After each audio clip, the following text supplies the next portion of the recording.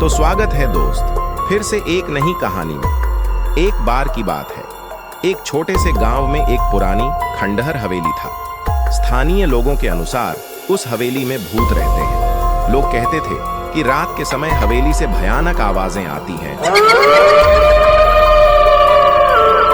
और अजीब रोशनी दिखाई देती थी। एक दिन एक युवक राहुल उस गांव में आया। वह एक साहसी व्यक्ति था और उस भूतिया हवेली के बारे में सुनकर उत्सुक हो गया। रात के समय जब गांव के सारे लोग सो गए थे, तब राहुल उस हवेली के पास गया। हवेली अंधेरा और सुनसान थी। राहुल ने साहस जुटाकर हवेली के अंदर प्रवेश किया। हवेली के अंदर चारों ओर अंधेरा छाया हुआ था।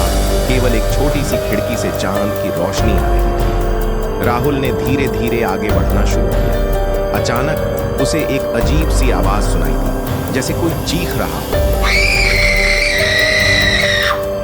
राहुल घबरा गया और पीछे मुड़कर देखा, लेकिन वहां कुछ भी नहीं था। राहुल ने आगे बढ़ना जारी रखा। जब वह हवेली के अंत में पहुंचा तो उसने एक बड़ा सा कमरा देखा। उस कमरे की लाइट चालू बंद हो रहा था। उस कमरे में एक पुराना धूल से ढका हुआ पियानो था। जैसे ही राहुल उस कमरे में प्रवेश किया, पियानो अपने आप बजने लगा।